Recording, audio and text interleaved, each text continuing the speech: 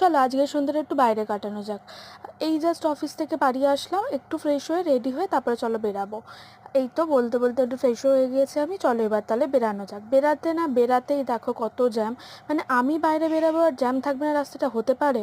Actually আজকের দিনটা আমার একটু চাপের মধ্যে দিয়ে গিয়েছিল, তো ও আমাকে অফিস থেকে নিতে গিয়েছিল। আমার মুডটা অফ দেখে নিজে থেকেই বললো চলো তাহলে আজকে একটু বাইরে ঘুরে আসা যাক, ঘুরলে মনটাও ভালো হয়ে যাবে, মুডটাও ঠিক হয়ে যাবে। তারপরে বলে আমাকে এই জায়গাটায় নিয়ে আসলো।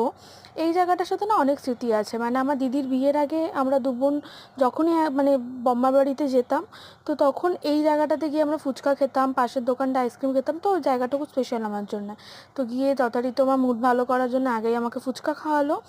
এই যে ফুচকা নিয়ে নিলাম, ও না ফুচকা একদম ঝাল খায় না, আর আমি তার একদম অপোজিট। আর এই যে তারপরে পরে এই দোকানটা থেকে মানে পাশের দোকানটা থেকেই আমরা আবার আইসক্রিমও খেলাম। এই দোকানটা আইসক্রিম খেতে আমার খুব ভালো লাগে। তোমরা যারা বেলেঘাটা যত্রে থাকো তোমরা নিশ্চয়ই চিনবে, এটা ফুলবাগান ওই জেলেপাড়া গলির ওখানটাতে। কাকুকে তুমি যেরকমভাবে বলবে সেই রকমভাবে তোমাকে স্কুপ দিয়ে আইসক্রিম বানিয়ে দেবে, তো খুব ভালো লাগে।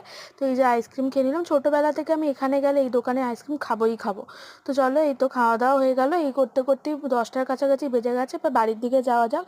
নেক্সট দিন তো আবার অফিসও আছে। তো বাড়ি যাওয়ার আগে আমাকে আবার একটু বাজারেও ঢুকতে হবে, কারণ পরের দিন রান্নার জন্য কয়েকটা জিনিস আমাকে নিতে হবে। চলো এই তো বেরিয়েও পড়েছি। আর বলতে বলতে এই যে বাজারেও ঢুকে যাব, বাজারে করা হয়ে গেল আমার। এবারে চলো তাহলে বাড়ির দিকে যাই। আজকের সন্ধ্যেটা তো এরমভাবেই কাটালাম। কখনো কখনো খুব চাপের যে দিনগুলো যায় না, তো মুডটা একটু লাইট করার জন্য এরকম একটা মানুষ থাকা খুব দরকার।